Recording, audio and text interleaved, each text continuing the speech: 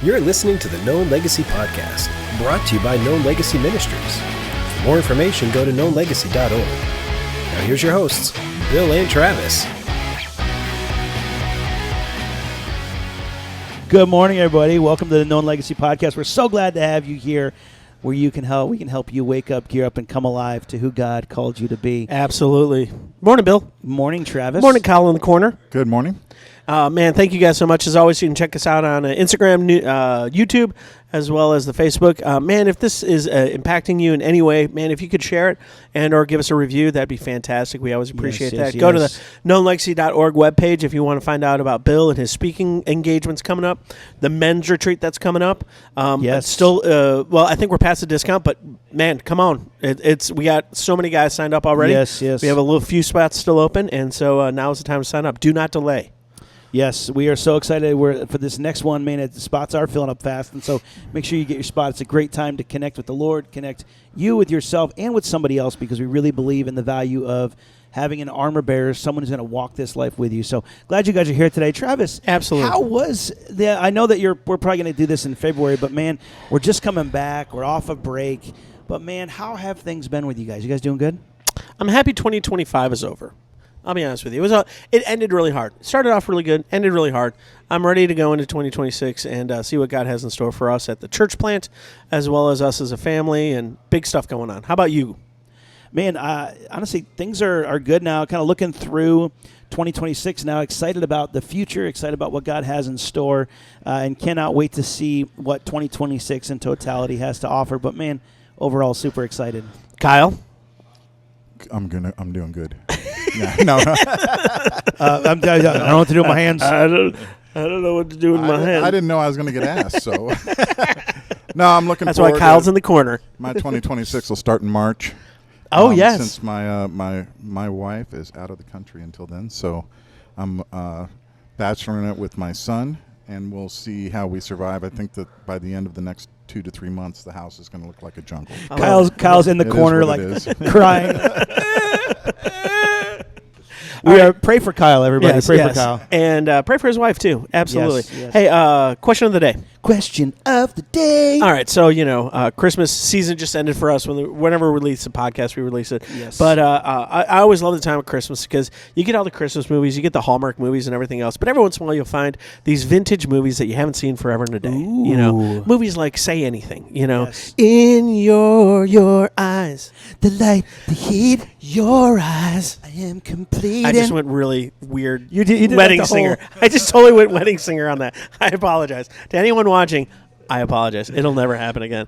But anyways, no, it should. I think it should actually. So there's this nostalgic road that you start to walk down, right? And the thought that I had, it kind of goes back to the Garth Brooks song, "Thank God for Unanswered Prayers." Oh yeah. And who was your? I'll do two. Okay. Who was your real life junior high school crush? That you're just like, man, she was fantastic. And who was your never gonna happen Hollywood crush of that time? That's where we're gonna start today. So, Bill, why don't you kick us off? So I'll start. I mean, when I was like junior high, there was one girl, and her name was Amber, and I actually can't remember her last name anymore, but that's okay. That's irrelevant. But man, I think she was kind of like everyone's kind of crush. You know what I'm saying? She was like that popular girl, whatever. But I never felt like worthy of being a boyfriend for somebody. Does that make sense? Oh yeah. But I mean, which is a whole nother podcast. We'll tune in there another day. So, but man, I think when I thought about that, man, I did love a lot of movies. So this one just came to mind, even though it was a long time ago. I've got two, so I'm gonna bonus you with two. The first one. I hope your wife is listening. The first one was my wife knows about this one. Elizabeth Shue. Gorgeous. So Girl Next Door gorgeous. Amazing. Yeah, so, fantastic. So I always had a huge crush on her from Karate Kid and Back to the Future. When they replaced the one girl, which she did a great job in the first movie, but when that garage door opened and then Elizabeth Shue walks in, she goes, "How about a ride, mister?" And I was like, oh, I was just dumbfounded. I was like, "It's Elizabeth." You paused the movie at that point. She's so purty. You know what I'm saying? But I got all these feelings. I got my all heart's these Twitter, I don't and know they what need to do. But it did remind me this too. This sounds weird because I was a kid when the movie I saw it on video and stuff like that. But Princess Leia, Carrie Fisher. It was the bikini scene, wasn't it? I don't want to. I'm going to neither deny nor am I going to accept that truth. But I am going to say he has watched the beginning. He's watched the beginning of that third episode. Even with the cinnamon Return rolls, of the Jedi. she was really cute, so it didn't matter. But yeah, so I definitely had a crush on her. When you said it, I was like, oh wait, Carrie Fisher. Yeah. So that was a long time ago. Long ago in a galaxy far, far away. Times long ago. Kyle, how about you? What about you, Kyle? Okay. For the high school? He gave us a breath. Okay, so I got a chapter book. For the high school, going between 8th and 9th grade, this girl just showed up with her family moving from California. She's a California girl. Were you California dreaming? I was when I first saw her at my youth group. All the leaves are brown. No, that's yeah. Okay, sorry. So I immediately fell in love with this girl. Time out. What is wrong with us? I don't know what's wrong with you guys. Paul McCartney. John McCartney. John McCartney. You did it right this time. Dang it. So anyway, I fell in love with her first time I saw her, and then a week later we became boyfriend girlfriend, and we dated until like 6 months after high school. Dude, you had moves. It only took you a week to win her. He's like, if I don't score this now, I'm never going to get. I don't remember the exact. Could have been 2 weeks, but it was pretty quick. Does she have a name? Becky. Becky. Amber and Becky. Yep. Man, those were the days. So what about you, man? What about yours? wait. Oh, hang on. I'm sorry. I got so excited. Over there. Oh yeah, no, yeah, we're on the. I've got my movie star. I apologize. I'm going to go with Brooke Shields. She was the first. Yes. Like any type of woman like that once I reached puberty that showed up on the movie posters for a movie or whatever. Did you see Blue Lagoon? I did not see it. Probably a good thing. That's my a good mother thing. would not let me. Your mom is a wise woman. Travis? Oh, show. Okay, so let me count the ways. So I'm going to say two girls from junior high. Well, one girl from junior high, one girl from high school. The girl from junior high, her name was Julie. I have no idea her last name. Could not tell you. But she was a redhead. And she is actually the reason why I ever started listening to U2. Because we were in typing class together, right? U2, not YouTube. Yeah. Did I say U2? I thought you said YouTube. No, but you said YouTube. I was just clarifying. The band U2 from Ireland. U2 with Bono from Ireland, correct. Which are now making a new album. Oh, that's going to be horrible. Anyways, and we were sitting next to each other, and she was so amped up this one time when she came in, and she had just bought the new album, Joshua Tree. And so I, being the guy that wants to find her. And here's the funny thing. So my best friend and I, we were downstairs. It was a Friday night, and we were talking about our crushes, and I was talking about this girl named Julie. And I met her in 6th grade. It was 8th grade. We never dated. I just had a crush on her from afar. And I was like, dude, if she were to call me right now, I would ask her out. And he goes, yeah, you would. Yeah, you would. And he's pumping me up. Swear to God, to this day, the phone rings. And I don't even know how she had my number. And it was her. And I'm like, totally whiffed on that one. Did not ask her out. Totally, like, it was 2-second conversation. I still to this day can't remember, because as soon as I heard it was Julie, my entire body and mind shut off. Yeah. My mouth became dry as a desert. My hands started sweating like a rainforest. And I'm like, That's crazy. And I remember turning to my friend. I'm like, it's her. And he was like losing his mind. It was fantastic. Your mom's like, get off the phone. I got to make a phone call. It was awesome. Oh, that's and awesome. then in high school, there was a girl named Stephanie that we dated for a little while, and then she dumped me, broke my heart. First heartbreak, but she was always great. She was a great person, going through some family stuff, and I get it now. I understand it now. Yeah. At the time, you just don't get it, and it hurts so bad. Of course you don't. She was fantastic, and and in fact, her uncle married my sister, so that's always a fun little track. Her uncle married your sister. Yeah. And for the Hollywood, it would be Kathy Ireland. Straight up. Kathy Ireland. Yeah. I do remember Kathy I think Ireland. I had a poster of her rolled up, hidden in my sock drawer, because, my mom's never going to find it there. She found it. And but, yeah, it was not displayed on the wall, but it was in my room. You had it. Rolled up and sometimes unrolled. So that's awesome. Yeah. I'm not proud of these moments.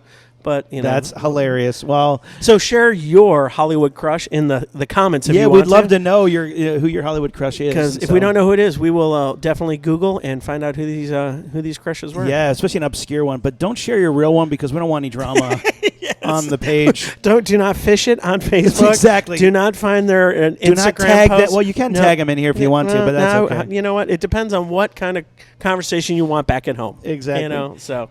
But anyways. all of this is nostalgic for me, and it does remind me of when we were younger.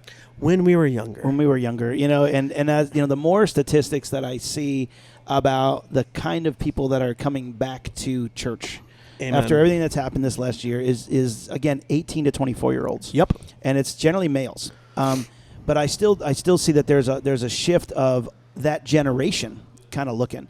But I think a lot of those girls were already kind of in process to be a part of that. They already were there. Right. But these guys are coming back, and it made me think about my journey and where I was from 13 to 18.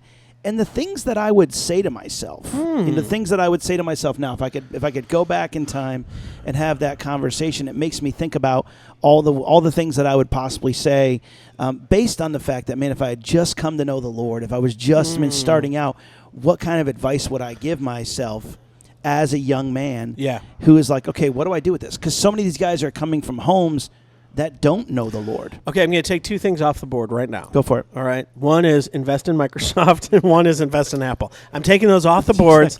Thanks, Travis. Kyle's main two. You just pulled his two. I knew they were coming. This is what happens when you text prior to the podcast. Exactly. We all would have done finances different. All right. We all would have done finances. We all would have very been. different. Yes, I know. You see, I keep seeing all those memes of like, at 8 years old, what you're doing is like, I should have been. I shouldn't have been having my lunch money. I should have been investing it in a house. Well, he didn't say Amazon, so. There you go. He didn't say Amazon, so that's still on the table. But so it made me think about all the things that, man, what would I say to myself?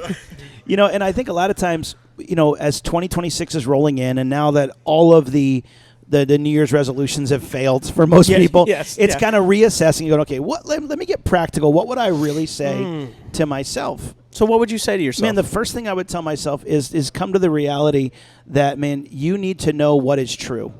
What is your basis of truth? What are you leaning on? Because even then, like we're talking about the people that, okay, I like this person, and why didn't I believe in myself? A lot of it was because I didn't believe I had any self-worth. And I had a friend in school. His name was John, and I remember, he just had this confidence about himself that he just didn't care what other people thought. But even beyond not caring, it's knowing that you had someone who did care, who was in your corner as the Father. Mm-hmm. That if I looked at the truth and I said, man, God's word is true, and this is what he says about me, what if, Bill, you at 15 actually believed that? What would I have done differently? Oh, my gosh, my life would have been a completely different story. Right. If I really walked into my high school with that kind of boldness. Does that make sense? Absolutely makes sense. That's a deep dive. Yeah, I know. I'm not sure I'm there. I would have said stay in shape. that works too. But I'm saying, like, put the donuts away. Put the donuts away. I get that too. But I think that's that core element of all of that is like, where is my self-worth? Yeah. And at the time, my self-worth was in that I'm out of shape. My self-worth was in that I'm not good enough for somebody or that whatever. But instead to go, okay, let me look deeper into what God sees about me. Again, we talked about these, that we are a masterpiece. I mean, right. What if my wrestle in high school was, you are valuable? Why do you not believe that? What's funny is I think those things will come back to us, and they still haunt us on some levels still today, right? Yeah. And so, I make fun of being pudgy or whatever, but anyways, I'm not going to get into that story. But I do remember I was speaking at a youth conference. This is probably 15 years ago, and it was in Florida. And one of the things I like to do, like I'm convinced if I can get a community or a group of people laughing with me or at me, I've got them. Like they are willing to invest and listen to whatever I have to share with them about the good news of Jesus Christ. So often I'll use self-deprecating humor to make that happen. And I was making fun of myself because I'm a little overweight or something like that, and I was pudgy, and then that became like the thread for the weekend, right? It hit, and kids were loving it, and I was good with it and everything else. At the end of it, it's Sunday afternoon. I'm about to leave, and a mom comes running up to me, and she has tears in her eyes. I'm like, hey, it's nice to meet you. And she goes, my son was here all week, and he loved it. And I was like, that's awesome. Because, and I got to tell you, like, he's a pudgy kid, and he's always doubted his value because of that pudginess. And the way that you framed that for him, he is like, wow. He's a different kid today than he was Friday when I dropped him off. Like he's and I realize that sometimes our weaknesses can be used by God to bring hope and bring healing to those around us. Yeah. And so the challenge is, do we want to hide them, or do we want to, like Paul saying, hey, everything in the past, all the good and the bad, it's trash compared to the great news of Jesus Christ. Yeah. So I have no problem telling and writing to a church, hey, you know that I was the one that was there watching Christians get killed. Yeah. You know I was the one going into homes, pulling Christians out. That's who I used to be. But in Christ, I'm someone completely different. So I don't have to hide from it. I think for me, I'm dyslexic, it's a story long and go. But what was funny is in the early formative years, if you struggled with math, and I think it's still true today, there's great compassion for you because math can be complicated and math can be difficult. Math came easy to me, but I could never spell. And the assumption is, well, if you can't spell, you must be stupid. Yeah. And when not even when you hear that, but when you feel that or sense that, you begin to believe that.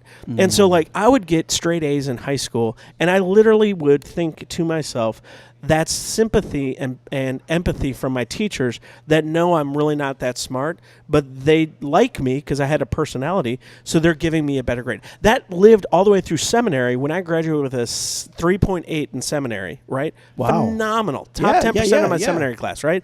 And I'm still walking across the stage thinking to myself, that my professors were really kind. Kind of like they you didn't don't really deserve it? Right, absolutely. Wow. They were really kind. I was able to get on their good sides, and they were giving me grades. Like, maybe I deserved a C on this paper, but they gave me an A because, I'm dyslexic and da-da-da-da. And it wasn't until just recently I'm like, whoa. There are things that I could have engaged in and done, like write books or write material or things like that I still today disqualify because I'm like, I'm just an idiot. Does that make sense? Oh, absolutely. So I think if I were to tell myself, I'd go back and I'd say, hey, dude, the way your mind works is not broken. And absolutely lean into your personality for sure, because it brings life, hope, and joy to others around you. But don't think you're stupid, because you're not. Yeah. And it's amazing how that still affects me today. Well, it leads me into the second thing, really, because it's this idea of 2 Timothy 4:7, that he's not given us a spirit of fear. Yes. That's 4:7, right? 2 Timothy 1:7. Anyways, it's in 2 Timothy. He's not giving us a spirit of fear, but of power, love, and a sound mind. Sorry, I was doing a Bible study this morning. I think 2 Timothy 4:7 is a different. We were studying that one this morning. But anyways, but this idea of, man, knowing that your value comes, that God looks at you and says you're valuable, take the risk. That's what I tell myself. I was like, take the risk. Make the phone call. Join the team. Try the event. Go to the whatever. Because so many times I would sit at home and I would go, no, I'm not worthy. Like you're talking about, I am not worthy. Man, we were peeling back some wounds today. But I would tell myself, take the risk. Like, what do you have to lose? Here I am, 40. Well, probably at this point, I'm almost going to be 47 by the time that this thing comes out. I'm going 30 years ago. I still look back and I go, I wish I had tried this. Yes. And to not live with regret. So to look at myself as a 15-year-old and go, take the risk, because you will regret this if you don't take the step. Right. So why not, in the boldness of Jesus, who you know is for you, who you know sees you as valuable regardless of how big you are, small you are, skinny, whatever. Who knit you together in the mother's womb, and he doesn't make mistakes. Yes. And so the way that your brain is wired is not a mistake or a flaw. No. It's something that he can use and glorify him and his goodness. Yes, absolutely. And you're not, so as you step forward in the truth of who God is, you're not going to mess it up. It's like God puts that's part of the plan. And so it's like, take the step, take the risk, jump out and make it happen. I love it. Kyle, what about you? Anything? Well, in line with what Bill's saying, it gets down to boldness. If I could tell myself one thing, it would be, don't care what anybody else thinks of you. Yeah. And in terms of, it's okay to be bold for Christ. It's okay to publicly show you're a Christian, as opposed to worrying that everybody's going to look at you weird. So I think that all sort of ties back to what you're talking about. Absolutely. I think there's something valuable about, man, just being bold, taking the step. And then I would say, like, man, even as I keep looking at that, even that like just another element, another third thing is like, just continue to be a learner. Like, you're not failing, you're learning. Yes. And so then not looking at it like, okay, I did this wrong, I'm just not going to do this again. Right. When I talk about Edison spent 99 times trying to build the incandescent light bulb, the light dongle. The light dongle. You have to go back to some of our other podcasts to figure that out. But there he is. he didn't give up. He just found all these ways not to do it. And I think so many times we look and go, okay, I tried that. I'm not going to do that again. I'm going to step away. And we, again, allow our identity, allow our fear to dictate that. So to walk in that boldness and to keep on trying, because if I had done that, I wonder where I would have been earlier. Now, again, I don't have any regrets about my life, where I'm at right now. I really do feel like I have peace. But it's like, would I have learned quicker? Yeah. But I did not learn with the basis of being encouraged to look at the truth and go, this is what God says about you. So imagine if we have these 18 to 24-year-olds who are now, hey, I want to pursue the Lord. Okay, even if you're at worst 20, 24 years old, you've got 20 years of messing up that you can still do. And the idea of like, I'm going to try something and it may look like I'm failing, but really I'm moving forward towards the Lord. Like, try it. Start the business. Try to, make the phone calls. Step out. Most people, I love this. God's put this in me that fortune favors the bold kind of thing. And when I mean that, I'm not just talking about haphazard, I'm going to jump off a cliff, but like, I'm going to make the attempt in the name of God. God, if this is you, I'm going to keep walking forward. Right. I'm going to try this because I believe you put this in front of me until you stop it. If you stop it, great. But could you imagine if we had a generation of 18 to 24-year-olds who are like, I'm going to be bold for Jesus and I'm going to just try it, not leaning on what other people say about me, but leaning on the truth of God's word, taking those risks and saying, I'm going to step out and do something great. I think another point that I would put out there is I would have invested in some of the people differently. Like there are some people that I look back now and I'm like, dude, they were laying down gold, but because they didn't dress the right way or they didn't listen to the music that I liked, I disqualified them or I dismissed them instead of investing in them. And what I've come to realize, and I think this is true universally, everyone is an expert in something. And it's a powerful thing when you have a posture that says, my job is to find out what they're an expert in and then let them share so you can learn A, from them. That's a posture of humility. Yeah. And B, give them value in that thing that they're an expert in. Yeah. Right? And I look back at my college years, and man, college for me was my grace years. I was all off the rails in so many different ways. But I think back to some of the professors that we had. It was a small college, so our classes were like 10, 15, 25, I think was maybe the biggest class. And I'm like, here you have these men and women who are experts in their field, and I dismissed them because I had an issue with education. Because I'm like, you don't have to be educated to be wise. Right? That's how that's how it had become manipulated.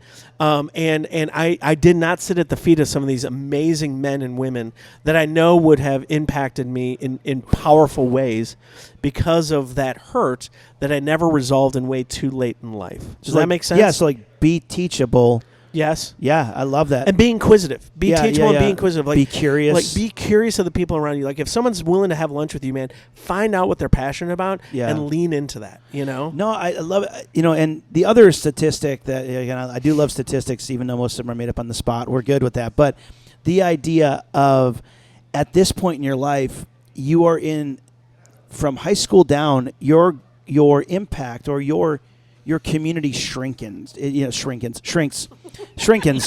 community shrinkens. Yes, yours is 15% of people say that. There you go, shrinkens. But you're not going to be, even your college years, to be around that many people. It just, as you get life and family, your circle shrinks. Correct. And so you have this opportunity to learn from so many people, possibly all over the world, especially now, to remain teachable when you are, because so many times guy wakes up and he's 40 and he's like, oh my gosh, like I'm beyond that. Like you wake up and like, oh my gosh, I'm 40, I've got kids, but you're not at that point where you've got this large circle anymore. So use the moments that you have now for the greatest ability of where you are. So if you're, if you're 18 to 24, if you're a young adult and you're sitting there going, man, what do I need to do? I would heed that you would share this with your friends, but also look at kind of the impact that we're talking about and see your circle as, it's going to keep shrinking, not as a detriment, because God refines you in this time to then use you in a specific circle as you get older. So two things. One is remember this axiom. Our past informs us, it doesn't define us, right?